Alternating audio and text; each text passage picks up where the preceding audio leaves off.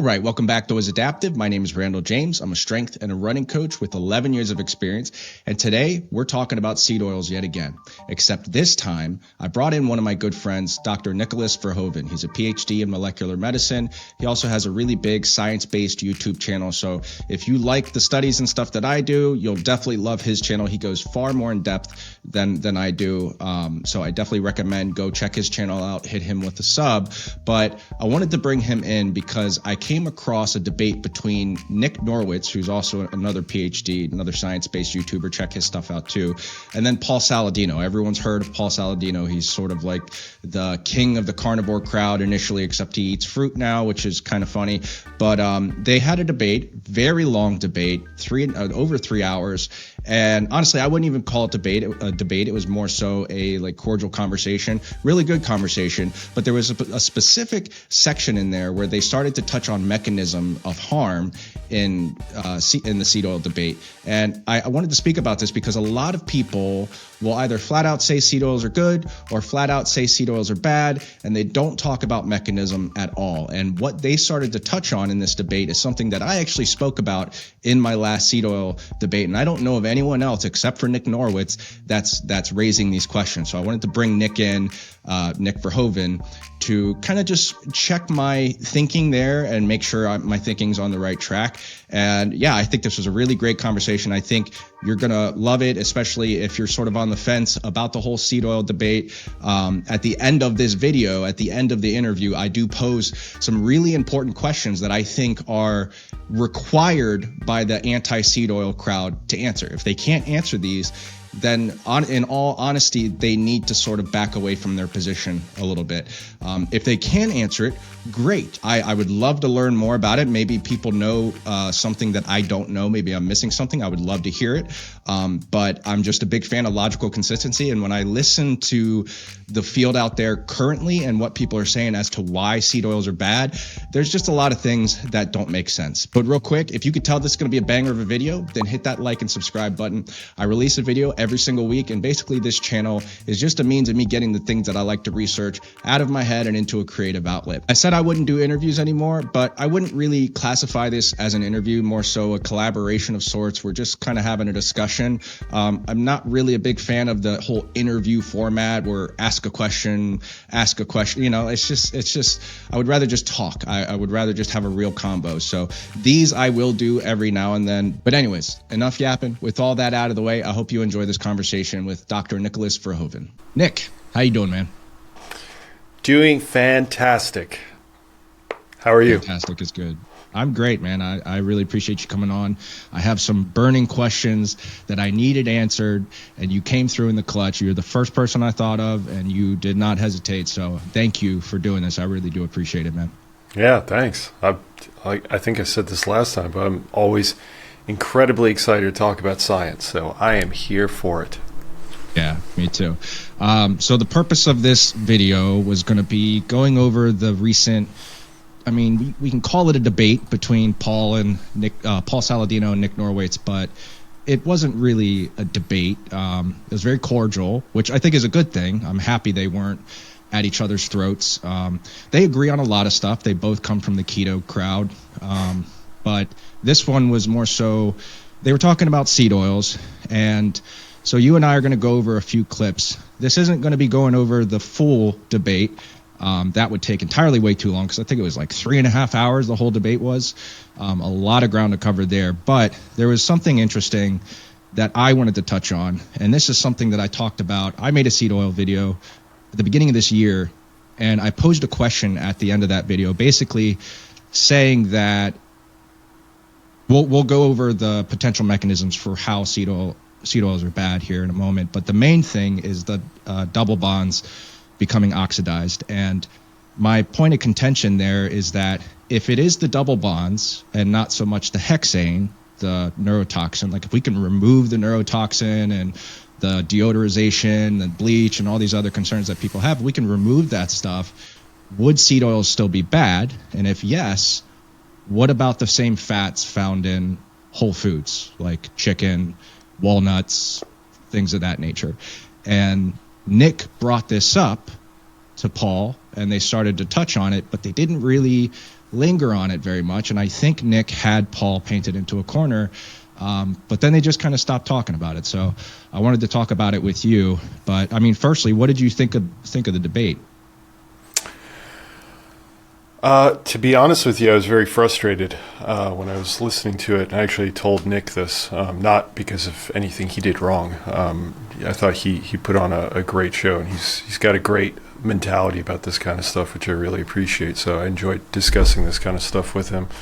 But the reason why I was frustrated initially is simply because I'm getting to this point where with a lot of podcasts, not all obviously, but with a lot of podcasts, especially if you don't know the host or if the host has a bit of a questionable past. I don't know anything about this particular host, but let me, I guess, reframe this.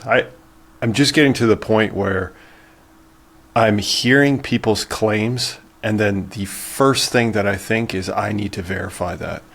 And it's just getting to be completely overboard. And me having a deep background in what they were talking about and the different avenues, the different ways that they kind of experimented with the same question, it left me wanting more depth on very particular topics and wanting a lot less of some of the other topics. And on top of that, I just felt like they started going down these different rabbit holes, which I think that they should have gone all the way down and come to okay, where do you stand after we've discussed this? Has this changed for you in any way? But we started going down these different rabbit holes, and then we kind of went into another rabbit hole, and then we went into another rabbit hole. And that's the frustrating aspect for me, beyond the fact that sometimes people will just cite different things and talk about things just kind of liberally without enough context. And I think Nic does a fantastic job with context. I think he's absolutely fantastic with it. But so to answer your question, just in general, I was a little bit frustrated. But I still very much enjoyed it just because I'm passionate about, the whole topic, just like you are. Yeah, no, that's exactly how I feel about it, because I wanted them to go deep on that walnuts point and the omega-3s point, and they just stopped. And, I understand why they had that guy do it. It's a lot of eyeballs. That guy has over 1 million subscribers on his YouTube channel. Who knows, how many ears he gets from just the audio version of it. But yeah, I mean, I really wish they would do something like that, but have like you do the debate with them, someone that can actually go deep and not let them kind of get away with some of the claims like you're talking about. Like, just say one thing, blurt it out there, and then no one's there like, wait, well, hold on a second, is that actually true? Or let's go deeper on this point. What do you think of this? They need someone to do that. I think you've done that before, haven't you? I feel like I saw you. It was Nick Norwitz, wasn't it? You did somewhat of a debate with him, not you debating him, but you were there with someone else. Am I thinking of someone else? I've had a few conversations with Nic. So some on his channel, he's been on my channel, and I had him and Dave Feldman on for That's what I'm thinking. some of their work. But to be honest with you, I don't know if I would be great at doing the whole moderation aspect, simply because for me, and kind of as a response to what I was just talking about with this kind of how podcasts are, they're so free flowing, which is great in their own right, but it leaves so much room, like massive oceans of room there for mass misinformation, lack of interpretation, and stuff like that. So what I think would be a better format is just to stick to a single topic, and the entire debate, the entire discussion, I'll put it this way because I'm not even a huge fan of debates, but just like a discussion, and trying to get to some sort of reasonable common ground, and really intricately understanding where a person stands and why they stand for that particular stance, focused on just that one topic. So if you were to talk about, let's say, seed oils, or let's say omega-6s, get even more granular, then you would go through, okay, let's discuss all these clinical trials. Now let's discuss the mechanistic research. Now let's discuss the epidemiology. And now at the very end, let's combine all that together and let's try to come to some sort of consensus, the two people discussing on what do we agree on and what don't we agree on and why. And I think that gives like kind of full circle moment on a single topic as opposed to jumping to all these different, all these different other kind of subtopics. Sure. Yeah. Well, I do think you would be a great moderator. One thing I've always appreciated about you is that I don't know where you stand on things. And I think that's the sign of someone that is trying to be objective, isn't letting emotions rule their decision making. You know, like if I just flat out meet you and I know exactly how you feel about things, that means you're wearing it on your sleeve. And I think that wouldn't make a good moderator. Like if you have a moderator, it's like clearly they have a bias. That's not good. So I do think you would be good at that, but I won't push the subject. I appreciate it. Well, yeah, all good. So what are my intentions with this video? I don't want to say seed oils are good in this video. Like that's not why I wanted to do this. I'm also not saying that they're totally bad. You know, I just wanted to inject some nuance into this conversation because it is, you know, Nick and Paul talked about this a little bit, that when they say seed oils, are you just blanket statement saying omega-6? Because most people, when they see seed oils, what they really mean is ultra processed, deodorized, bleached, you know, all this stuff, heated seed oils, like the whole package, not omega-6 in totality. Do you know what I mean? And so I want to like separate that out. But I guess we should start with what are the potential mechanisms, and I could do it or you could do it. Why would people potentially say seed oils are bad? Like as many of them as you can think of. Sure, I can take a stab at some of them. You may have looked into this more recently because it kind of plays off of what we were talking about earlier, just that people can say anything, right? Like I can say that, okay, you consume seed oil, sunlight hits your skin, somehow it fractionates the seed oil, and ultimately that leads to a cascading effect. You know, if I say it in some sort of convincing manner, none of that was true. I mean, I just completely made it up just because I saw sun. If I've got seed oil, like you can go all over the place. So I'm going to describe two of the mechanisms that I have seen in the scientific literature that have been brought up and either dismissed, or I'm not going to like speak to the actual conclusion of the scientists. But so one of them is that omega-6s, which is a large component of seed oils, is that omega-6 fats, which are these polyunsaturated fats. So they are an unsaturated fat, like people think of saturated fats, unsaturated fats. The only difference is that the unsaturated fats have a chemical kink within them, and then you can have multiple kinks within an unsaturated fat. We don't need to get into that detail necessarily right now, but just understanding the difference between the two. I know you do, but for anybody listening. And once you delve into the unsaturated fats, you can have a monounsaturated fat. So one of the classic foods that has a lot of monounsaturated fat is olive oil. So olive oil contains a lot of monounsaturated, but it's, all these oils contain a lot of different types of fats. So that's why I'm trying to hone in on the omega-6 angle, because that's what the research has started to really look at, or has looked at in the past. So you've got the monounsaturated, which has a single kink.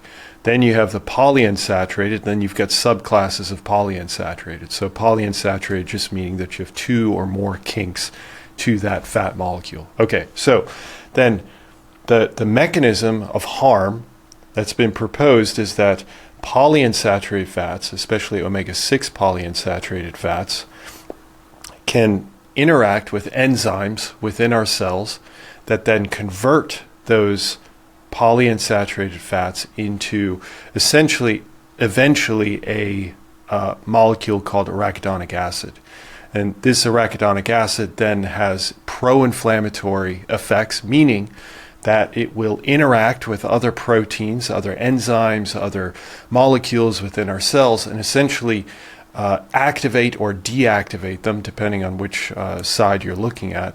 But ultimately, we'll just pick one. So they'll activate pro-inflammatory molecules. What that means is that you have more of these proteins that are pro-inflammatory that'll go into the nucleus of your cells and bind different genes that produce more of pro-inflammatory molecules like interleukin 6, interleukin 1 beta, these different cytokines, essentially. But all you really need to know is that they're pro-inflammatory molecules. That means that they get secreted out of the cell, and then they attract the immune system. The immune system comes to that region and starts releasing a lot of damaging molecules that damage the surrounding environment. So you have this activated immune system, and we largely know that that tends to be a negative. So that's one of the mechanisms that's been detailed, this production of this arachidonic acid that ultimately leads to these downstream effects. The second mechanism that's been brought up is the oxidation, so the damage. There's different ways of interpreting that, but we'll call it the damage that's applied to polyunsaturated fats. The idea being that polyunsaturated fats are more prone to oxidation than saturated fats, which are linear fats. They don't have those kinks within them. So if you have some sort of molecule that can be a reactive oxygen species, that can be a reactive nitrogen species, it can be a number of different molecules that are highly reactive, which means on a chemical level, they're kind of in an unsatisfied state. So they start ripping away electrons, so the structure of the molecule, away from other molecules. So when these damaging molecules interact with fats, they do more damage to polyunsaturated fats. So that's the idea of, okay, so if your cell membranes, which have a huge amount of fat within them, start getting attacked by these damaging molecules, then polyunsaturated fats are highly susceptible. So all your cells start getting damaged and start having to repair themselves, and it's kind of chaos that happens within the cell and within the body as a whole. Is that's because of the kinks, the double bonds that you mentioned earlier, that makes them more susceptible to that oxidation? Yeah, that's the idea. My biochemistry is getting to the extent of what I know. But yes, my understanding is that the molecules, the damaging molecules, again, reactive oxygen species, nitrogen species, whatever, will interact at the bond site or at the kink site, and that's a special area of high exposure, which ultimately leads to damage to those particular fats. So that's the idea. Those are the two mechanisms I know of, and then there are, I'm sure, plenty of others that have been thrown out there, but those are the two that I've seen in the research. I don't know, do you know of any others? So the rest of them would be speculative, because I'm not sure that we have data looking at. So to your point about the multiple double bonds that are prone to oxidation, they're also prone to mechanical damage. So like if they're going through a narrow artery, for example, and they scrape up against something, the thought is that they are more susceptible to damage that way. But then also heat damage. So the idea is, like, if you're cooking seed oils, then they could oxidize that way too. I don't know. That's not something I've looked deeply into to see if there is any evidence looking directly at that. I don't doubt it. I mean, hey, if that sounds pretty plausible to me. But then the other one would be just the hexane argument, that the seed oils are extracted using hexane. They're supposed to burn off the hexane before it gets to us, but of course that involves them heating the seed oils, which basically that means we're getting preheated, oxidized seed oils. Again, this is speculative.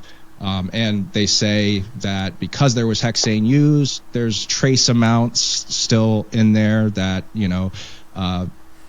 one thing in support of that argument is that I do know of one study that looked at the amount of hexane left over, and the only data that we have is from a study in Iran. So there technically is no U.S. data saying that there isn't hexane in our seed oils, but again, this is speculation. So yeah, I mean, the main mechanism, though, I would say, is the double bonds, like you mentioned, both from inflammatory cytokines going through heat stress, mechanical stress, and then the hexane angle. So I want to just start there and put that to the side just so everyone has it in their head of what the potential mechanisms for harm would be for seed oils, instead of, oh, just seed oil's bad. Okay, it's processed food, it's bad, because it is more complicated than that. So Nic and I are going to go through a few clips here that I prepared, and we'll react on the other end. So I'm going to lay out a little bit of context before Nic and I watch this clip. Essentially, Nic Norwitz, Paul Saladino had been talking about some potential mechanisms for which seed oils could be contributing to the obesity epidemic. And this clip is basically Nic kind of calling him out on that and, seeing if he would acknowledge that that is stretching it a little bit. There are lots of other potential mechanisms by which seed oils may affect obesity. That's just one of them that I thought was cool. I think it's an interesting hypothesis. I want to... You would agree, I don't mean this to be offensive, but that is stretching. Do you think? Well, I mean, you see higher levels of these in women with a Western dietary pattern. In animal models, giving linoleic acid leads to higher levels of 2-AG and AEA. I think every piece is there. In studies where the levels of linoleic acid are decreased, you can see these also go down. Let me phrase this a different way. When people lose weight, these go down. Let me put it a different way then. Even if this is part of the puzzle, what percentage would you attribute the obesity epidemic to this mechanism and then seed oils in general? Who knows? It's impossible I can't tease that out, right? Because seed oils, most of the time, co-occur with other things, right? So broadly speaking, I think that we can take a step back and say, we can all probably agree that a Western dietary pattern is harmful for humans. All right. So what did you think of that clip? Oh, this is something that I think a lot of people run across, is that this kind of mechanistic argument. And I do like that Nic brought up that, he did ask, what percentage do you think that this actually accounts for the growing obesity epidemic?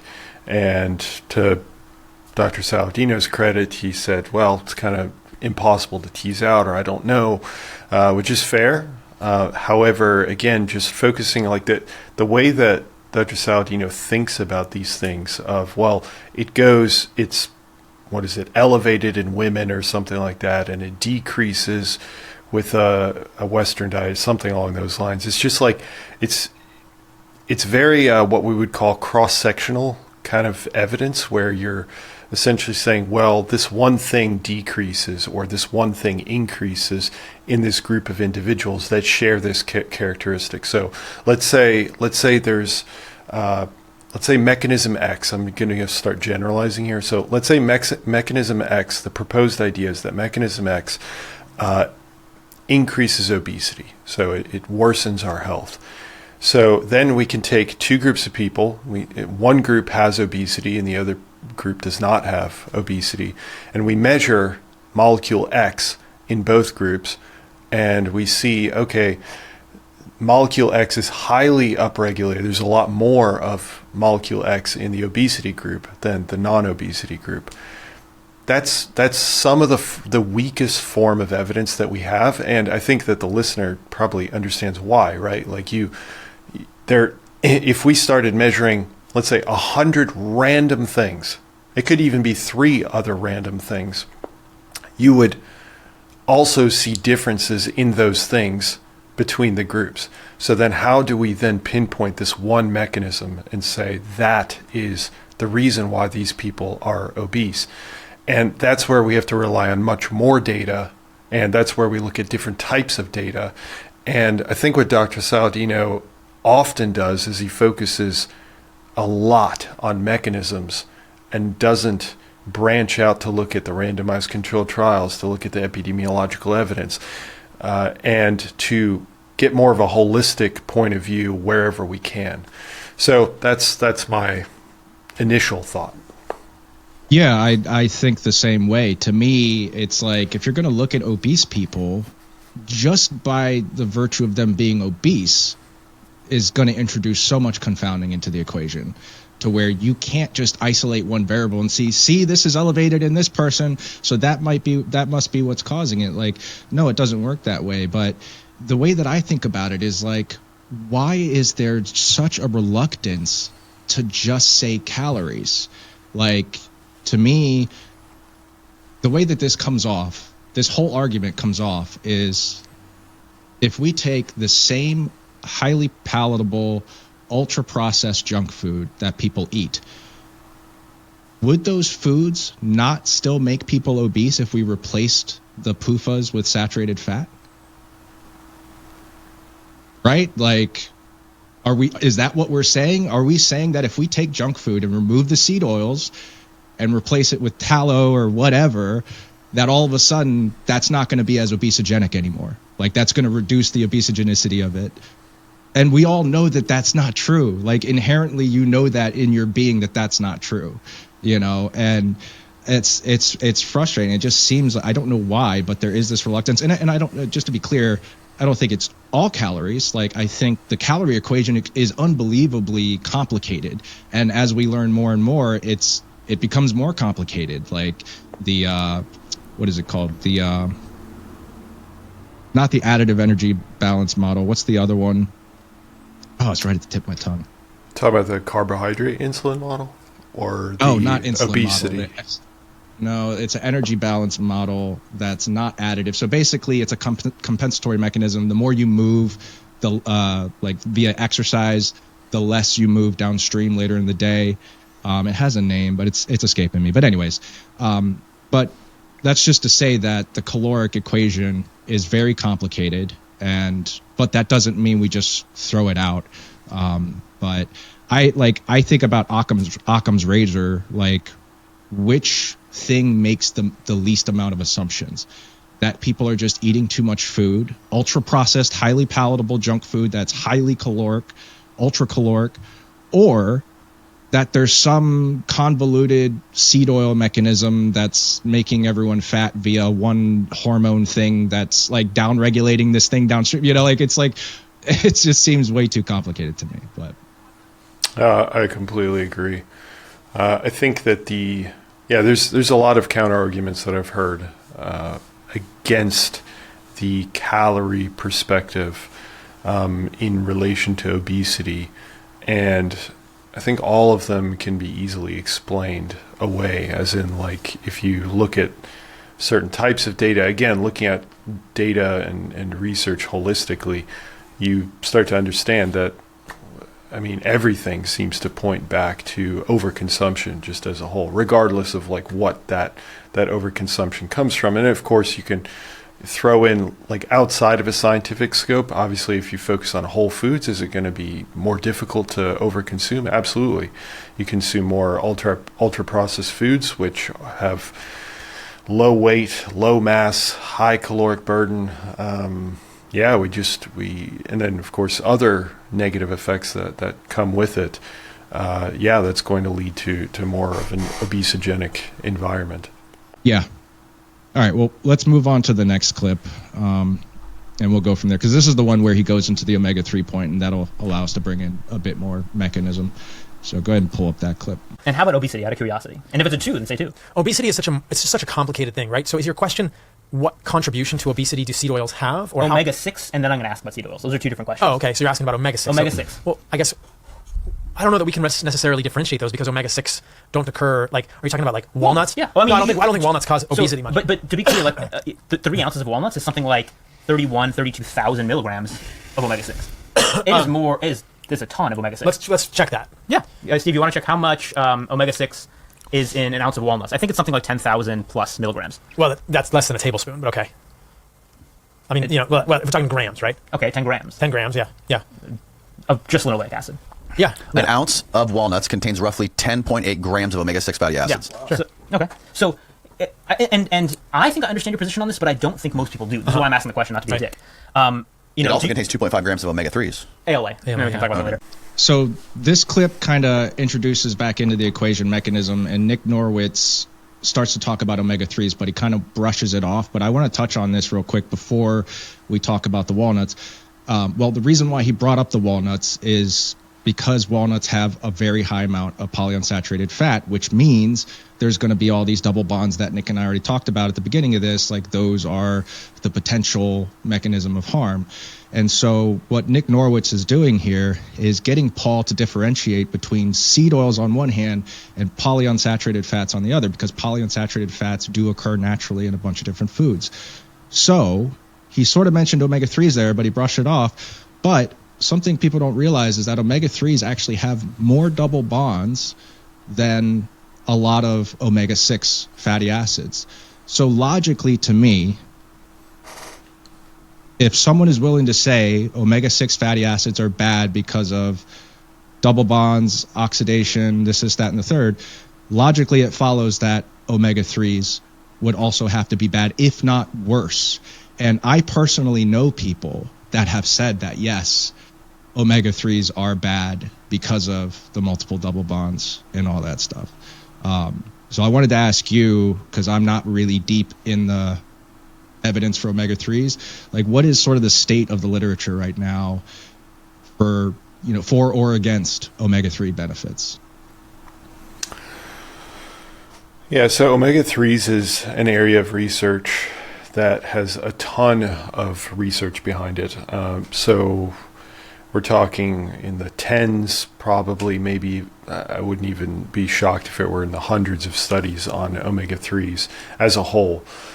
So omega-3s have been primarily looked at in relation to mortality, so total mortality risk, cardiovascular disease mortality, and now there's more research coming out for brain health, so dementia and things of that nature. And not every study, I think that across the board, there's probably nothing out there that has every single study agrees that it is a benefit or a negative. But that's not how research is usually done. We look at where the overall amount of evidence, especially looking at a particular question from multiple different angles, where that research is leading. And for omega-3s, while not every study shows a benefit, the majority of the studies that have been done through like meta-analyses and things of that nature, especially epidemiological evidence and mechanistic research, seem to trend pretty strongly towards there is a benefit against mortality, against cardiovascular disease, and against dementia, and just generally improving brain health. And that's being probed from a number of different angles. So yeah, I think that's why a lot of people are bullish on omega-3s. That doesn't necessarily mean that we're talking about supplementation. We're just talking about, for example, eating fatty fish, which contain those omega-3s, and that continuously relates to, and having a higher omega-3 index within your cells, which I can go into if you want. But the big point here is that omega-3s tend to be a positive for our health. Yeah, and just to give the listener an idea, well, so how do you... Two questions, sorry. First, what would you say to people that say epidemiology and some of these meta-analyses are highly confounded, and epidemiology, there is no intervention, it's just observational in nature, and there's I know they've gotten better, as you've told me and I've seen for myself, they are really trying to control for a lot of different things because they understand the limitations. But what would you say to someone that's like, well, those studies are terrible, there's, if you include junk in, then it's junk out, essentially, to the meta-analysis point and all that? Yeah, I think there's some truth to that for sure. Exactly your last statement, if you put in junk, then you're going to get junk out, and that's absolutely true. For a meta-analysis, if it's not conducted correctly, and there are standards released by the Cochrane Library, that's usually the gold standard, but if you don't follow standards, or at least pretty close to those standards, then yeah, you can get some meta-analyses that are complete junk, and I've definitely covered those in the past with some really egregious errors as well. So That's definitely true. As for epidemiological evidence, the same is true, right? Depending on how you slice the data, what kind of cohorts you're looking at, what kind of groups of people is what I'm talking about. You look at the sample size, how they collected the data, all that stuff really matters. So you can have an epidemiological study that's done in a cohort of people that were based in, I don't know, some rural town in Taiwan. I'm just completely making something up. And we don't know that much about how that data was collected because it's by a group of researchers that, don't publish very often, or maybe they're new or whatever it might be. It doesn't matter. And then we've got a cohort that's done in like the Nurses' Health Study, which is an incredibly famous cohort that's been studied for decades. And the reason why that is so impressive is because it's been studied. It was collected by a really fantastic group of researchers. On top of that, the methodology that they use is incredibly rigorous for epidemiological research, considering the budget that's involved in this kind of research. And they're constantly, as you alluded to, they're constantly iterating to figure out ways, and they're constantly asking questions about their questions. Essentially, they're asking, are the questions that we're using, are they valid? Can we prove that the questions that we're asking people to recall or whatever it might be, are they actually representing what they're supposed to be representing?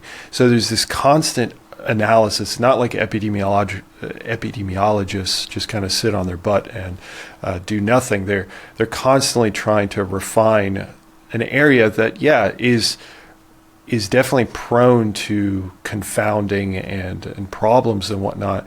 But the highest quality epidemiology has made some life-changing changes. Like, for example, PFAS literature or trans fats or smoking. Like, we don't have randomized controlled trials on smoking, for example, and we still came to the conclusion as a scientific body that smoking is a negative for our health. Now, how many people today, like if I'm not talking to you, Randall, I'm talking to the audience, do you think that smoking is a benefit for your health? If the answer is no, or even if you're thinking like that's kind of a crazy question, you have epidemiology to thank for that answer, for that, like, oh, that's just a ridiculous notion. Of course not. It's because of epidemiology for the most part. We've got obviously some mechanistic research as well, animal data and whatnot. But yeah, it's just I'll say this till my dying breath, that each slice of research has its strengths and its weaknesses.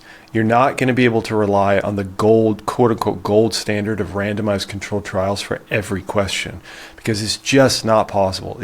The little definition, it's like using a hammer to cut your fish. Like, the hammer is still useful, right? But you need to use, let's say, a knife to cut your fish. And the knife could be epidemiology, while the hammer could be randomized controlled trials. Like, they're different tools that can probe a question from different directions, and they have their strengths and their weaknesses. And if we just understand those and understand the statistical methodology that goes behind everything, you can get some incredible answers from epidemiology as well as randomized controlled trials, and get some hints and some actual mechanistic evidence from mechanism studies. Yeah, I mean, that's a really good point. A friend of mine and I were talking about, just how expensive these studies can be. I mean, it's something people don't really realize. They see these small scale, 10, 20, 30 people, and they're like, it's small sample size. They need to have a larger sample size. I saw a video by a guy named Dr. Vinay Prasad. He's an oncology researcher, and he was going through the process of like how much money it takes to build out a study. And he was saying something like this was a long time ago, so I might butcher this, but he said something, the randomization, just the randomization process for something like 10 individuals is like $150,000. Just that process of randomizing people. And I was just like, oh, yeah. But I don't know if because you used to do fasting research, right? So you're intimately, yeah. Go ahead. Yeah, I didn't do fasting research like me as me being the researcher. I did more cell biology and molecular biology, kind of research. So it was like in animal studies and cell studies is what I focused on. I did do some clinical work for my exercise physiology, but that wasn't necessarily research related. Yeah, that's a great point though. The randomization can be extremely expensive. The overall each study can be incredibly expensive, and there's just constant refinement that needs to be done, and the money. Oh, also another thing with the small sample size that I wanted to point out. I think what people don't realize is that researchers aren't. Like for a certain budget, yes, they have a certain budget. But beyond that, they actually also use small sample sizes for a reason in certain situations. Actually, in almost every situation. The different governing bodies that, consider ethics and are trying to minimize costs and whatnot, they won't allow you, typically, as far as I'm aware, they won't allow you to just have these massive sample sizes for no reason. Because the social media people want bigger sample size, they're not going to let you just randomly start adding more people to a study because A, it inflates the cost, but secondly, because we can use statistics to determine how many people we need and essentially predict how many people we need to detect an effect in the main outcome that we're interested in within a certain range of error. So because we can use these predictive models called the G-power analysis, because of that, we can then incorporate or recruit a set number of participants, and we don't need more participants beyond that. Now, there's still limitations to having small sample sizes, but the point being that if you find an effect in a small sample, that doesn't necessarily suddenly invalidate the study just because they had a small sample. They probably did statistics ahead of time, figured out how many people they needed. It turned out, everything turned out great. Their hypothesis, they failed to disprove their hypothesis, which is the technical way to go about science, and they showed an effect, which is great. But that doesn't necessarily mean then that they have to scale that up to more participants unless they have a good reason to. So if you did a study let's say you did a study including men and women, and then you detected an effect, but once you broke up that data by men or women, so just splitting that data by both groups, and you found out, wait, now there's no effect. Both groups show no effect, but only when we combine the data, which is the main outcome of the study.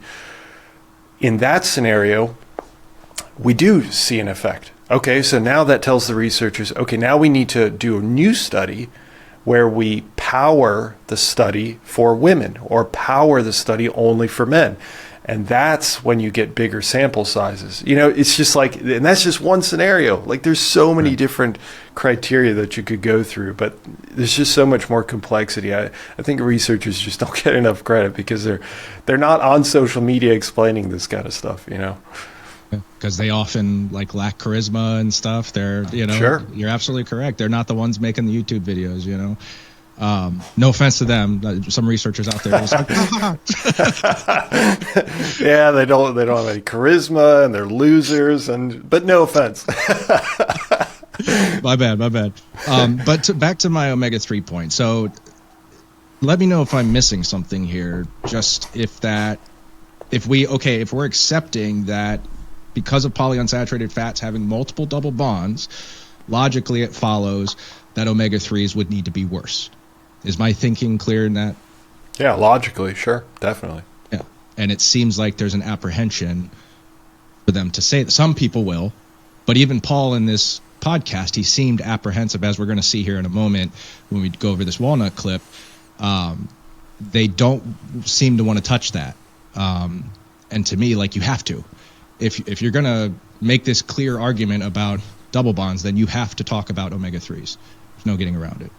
But I guess on that note, let's go ahead and go into the third clip because that's where the stuff really unfolds. But okay, so if somebody were to consume 4 ounces of walnuts, that's on the order of 44 grams of just linoleic acid. Right. So that's going to be multiple near almost 400 calories from just linoleic acid. You're on a 2,000 calorie diet. That is 20% of your calories from linoleic acid. So could 4 ounces of walnuts be bad for you? Cause obesity? I think it depends on the context. Yeah, I think that in general, if we're talking about walnuts specifically, maybe you're a very unconfident. This is interesting, maybe, but we don't know. Yeah, we don't know. Okay. Thoughts? I mean, to me, I'm just like running through the different ways you could probe that question, right? And we have a lot of that data. It's just, it seems like kind of an obvious answer to me. I mean, I'm sure there's nuances, just like there's for so much other stuff. But in general, I mean, we have data on randomized controlled trials with walnuts. I know that and generally they show positive just benefits for our health across different biomarkers and stuff, because that's what randomized controlled trials are there for largely. And, that's the critique. It's funny because you mentioned randomized controlled trials. You look at the randomized controlled trials that everybody touts. Everybody's like, well, it's not a randomized controlled trial, which, as I explained before, there are limitations and strengths. But let's just run with that.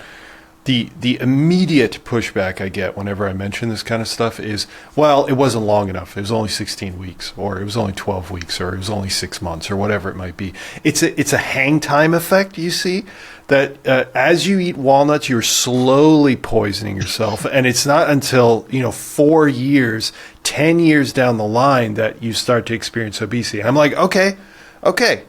So now we will shift to the evidence hierarchy that actually addresses those kinds of questions, epidemiology. And then from there, you get the exact same result. And I have looked at multiple studies on walnuts, epidemiological evidence, and it shows it's one of the most powerful foods, remarkably. I love walnuts. Remarkably, it shows positive health effects across outcomes like mortality, cardiovascular, all that stuff. But you're looking at 5 years, 10 years, 20 years. And now the critique is, well, that's epidemiology, that's junk science. Like, okay, we can't win. We cannot win. So we've got the randomized control trials saying the same thing as the epidemiology is saying.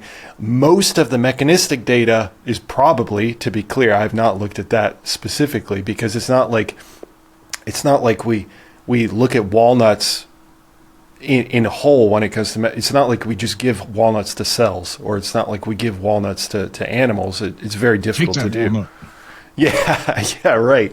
Just force it down its throat. In that case, then you have to account for stress, right? Because it's a lot of stress that you're applying to the animal. So it's just but it's like overwhelmingly the data is pointing one direction, and you see, it's just like these narratives get created, and it's like trying to catch water. It's like everything just slips out every time, even though the data is largely pointing in one direction. And that's really frustrating. That's very frustrating.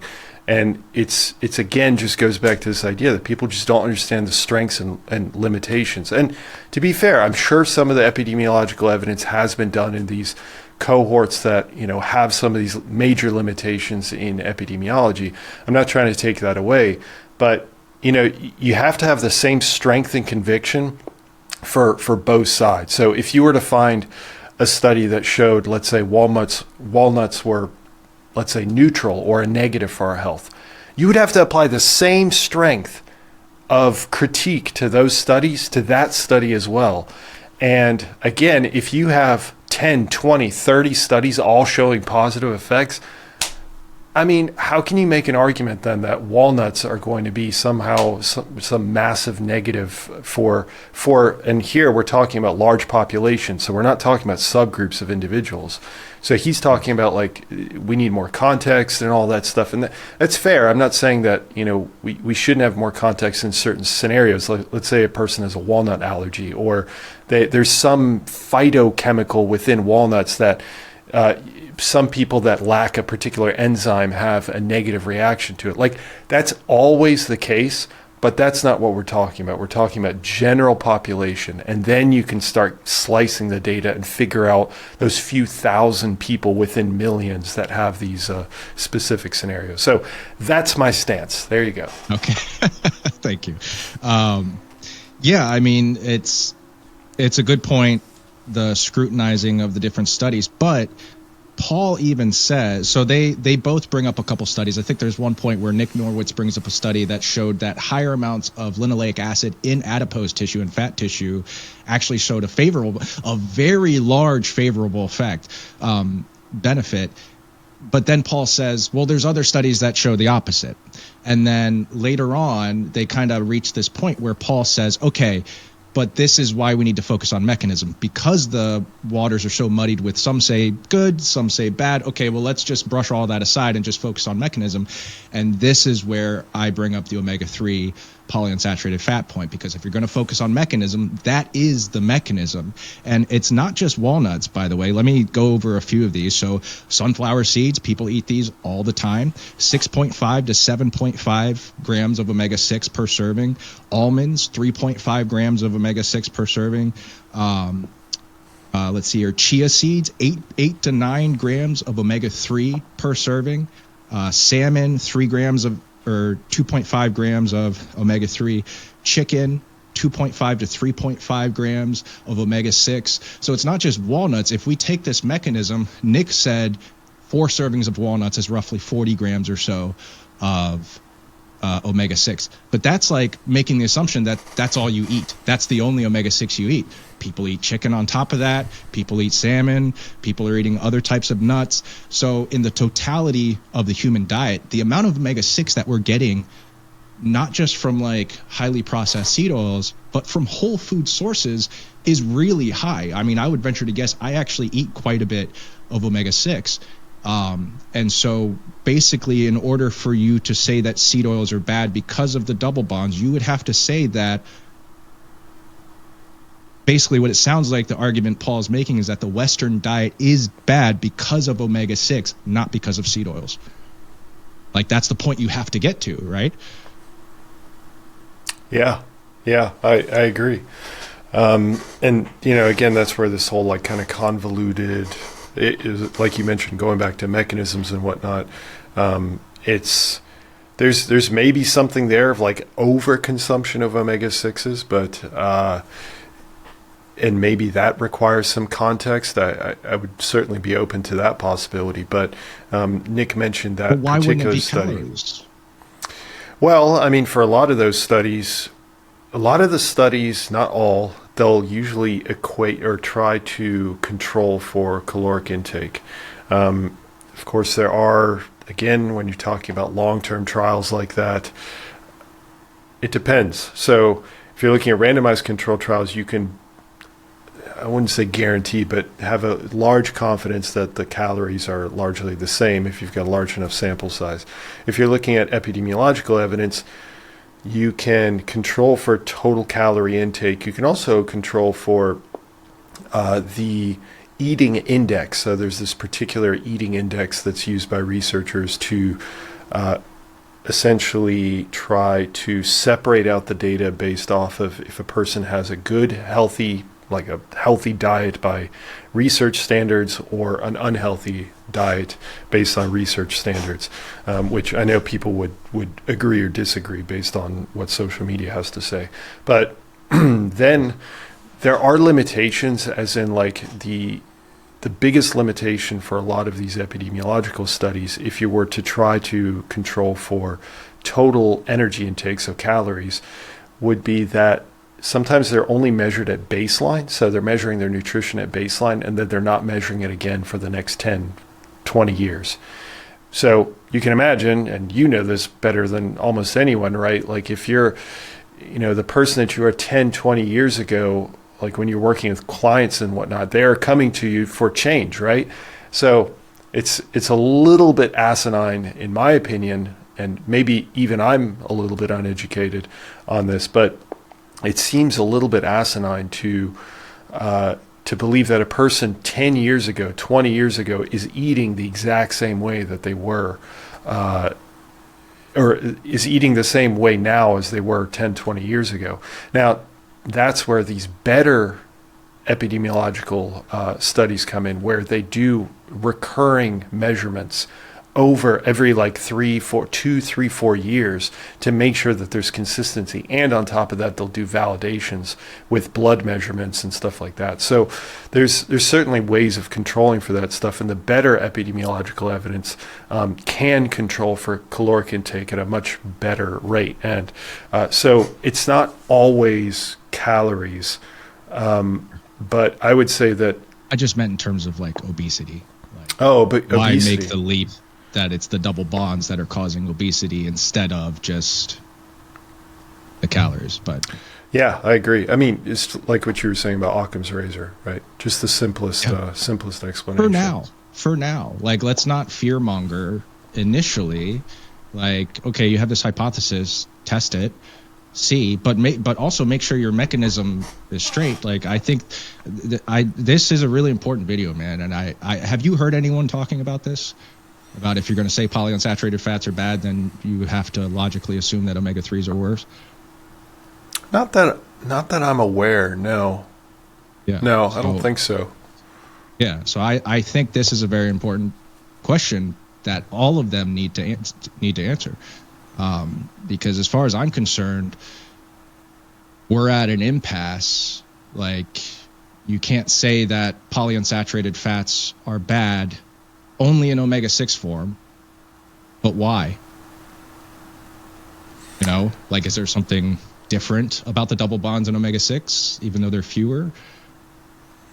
Yeah, or maybe the mechanism is incorrect, right? But the outcome is somehow still something that they might argue. Like, a person might say, okay, I'll give up the oxidation angle of the mechanism, but I'll still say that somehow, some other way that they're negative. Like the omega-3s and the omega-6s to I guess counter through a new mechanism is that the omega-3s and the omega-6s actually interact with the same enzymatic pathway. The omega-6s create these particular pro-inflammatory molecules called eicosanoids, if I remember correctly, and the omega-3s produce resolvins, which are a different class of molecules, but they work through the same pathway. So if we keep that in mind, and we do know that that's the case, that if you douse the body with omega-6s, then you would be competing out the omega-3s, the little bit of omega-3s that you consume in your diet, and especially if you don't consume any, and be massively pushing that pathway that goes to the eicosanoids. Now, I need to be clear here. This has been studied. This has been looked into. And the actual amount of omega-6s, regardless of intake, very high, very low, the amount of omega-6s that actually run through this pathway is something like less than 1% of your dietary intake. So that has actually been assessed, and it doesn't turn out that it has any physiological relevance, or not much. So, but if you left that, that last part out, and you made that argument, then you could make an argument that omega-6s are a negative. Yeah. Well, I appreciate you saying that, because I was aware of the whole omega-6 to omega-3 ratio, although I've seen other stuff saying that that's not such a big deal, and it sounds like that's kind of what you're saying now. But also in that same vein, am I correct in assuming that while, yes, linoleic acid gets converted to arachidonic acid to be incorporated into cell membranes, that's also only a little bit? Like, linoleic acid also gets stored as linoleic acid in cell membranes. It doesn't have to be converted to AA, right? Yeah, absolutely. Arachidonic acid is a signaling molecule, and it's very small amounts. You're right. Right, exactly. So, everyone's like, oh, arachidonic acid, the boogeyman. Well, hold on a second. Only a small amount of your linoleic acid is actually getting converted to that in the first place. But I don't know. Do you have any, I guess, closing thoughts you want to make about this whole topic and the debate, or just anything you want people to think about, ponder on?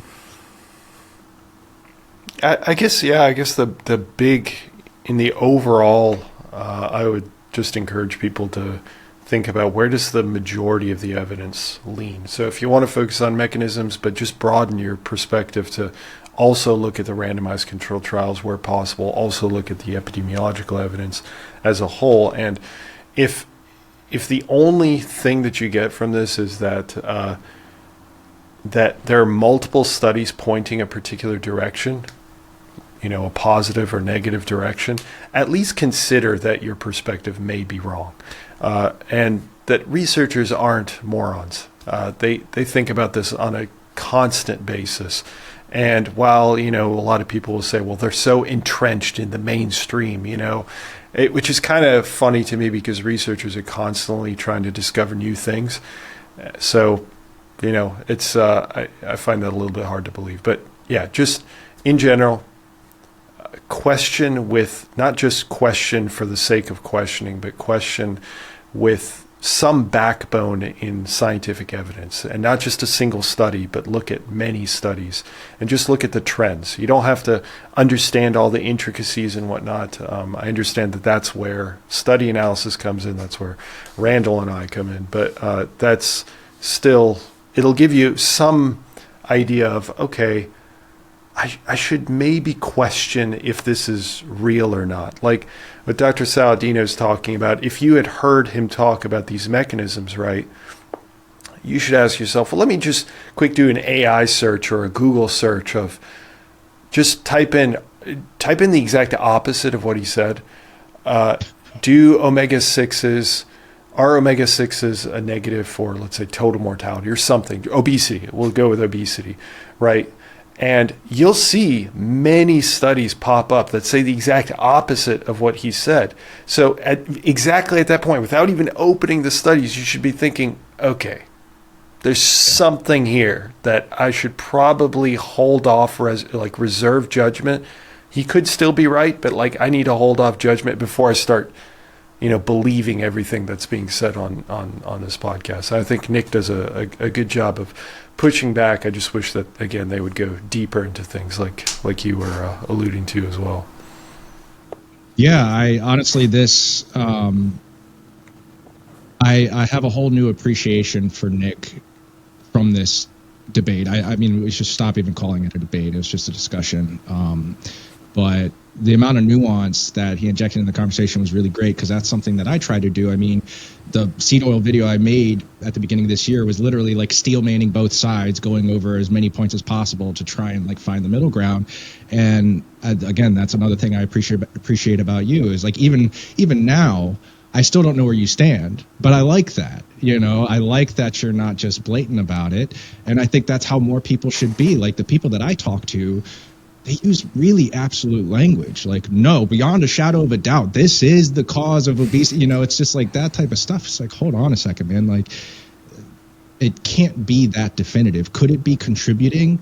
Like Paul Saladino said, sure. He can't hammer down a percentage. Maybe it's 5%, maybe it's 10%. What if it's 80% calories and then another 10% inflammatory things like seed oils and then another 10% genetics, or just, whatever. I'm just throwing a random equation out there. But I think that's what people need to get with is stop thinking in such absolutes and ask questions. Honestly, that's what one last thing that I want to add to this video is a few questions that I want everyone to ask themselves, no matter what side of the seed oil debate they're on. Again, I'm not saying they're good. I'm not saying they're bad. These are just burning questions that I had in my head, and that's why I wanted to speak with Nic. But the questions I have is, and I sort of said this at the very beginning, if we assume that the mechanism of seed oil harm is the double bonds, if we can get rid of hexane so that there's no, neurotoxin solvent that's killing our brains or anything, if we can use cold expeller pressed seed oils so that they're not using hexane, if we can get rid of the deodorizing, if we can get rid of the bleaching, in that case, would seed oils be okay? Or is it still the double bonds, the double bond weak points? If the double bonds are the problem, why are the same double bonds not bad in walnuts and other whole foods like chicken? If it's the matrix, if you want to say that it's because it's bound up in whole food form and maybe that changes the processing of it in the body, okay, then why is the seed being bound up in other foods like biscuits bad? That's also bound up in some form of food matrix. And then they could say, well, it's the heating. Okay, well then what about heating up salmon, chicken? You cook your food. And then lastly, would the hyperpalatable processed foods that have seed oils in them, would they not be so obesogenic if we replace the seed oils with saturated fats? And those are like, if you can answer those questions, seed oil, anti-seed oil people, then I think you'll be able to make a good argument. But until you can, like, to me, you can't get over this hump.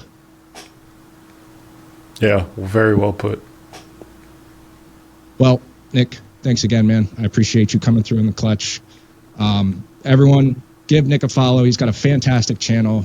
He's taken an interest in me. Back when I had like 200 subscribers, I was a nobody, and he just started talking to me out of nowhere. So I'm incredibly grateful. But definitely go sub to his channel. I don't go too deep on studies anymore. I mean, every now and then I will if it's a really interesting study. But he goes really deep, and he has a whole insiders community that I'm also a part of, where he does really in-depth study analysis and private podcasts, and he'll answer your questions directly. I know he's answered some of my questions. He sends me like a little video memo, which is great, having access to you like that, which I really appreciate. But thank you, man. I appreciate you coming on and doing this. Yeah, thanks for having me on. Like I said, it's always a joy, and I'm glad that we met in the first place. I mean, it's funny how the internet can pull people together, and I'm incredibly thankful as well, just because, again, just having more people and fostering this mentality of just being science-based and asking questions and trying to refine your thought process on things and just learning in general is such a rare thing across the world. But just to have it happen, like where we just ended up meeting on the internet, is just such a cool thing, and I love what you're doing with your channel, so keep it up. Thanks, man. Is there any other places you want people to find you? Anything you want to shout out? Nope, that's it. All right. Well, to those of you that are still here, I appreciate you so much. Thanks for watching, and don't forget to hit the like and subscribe button on your way out. I'll see you guys at the next one. See y'all later. See ya.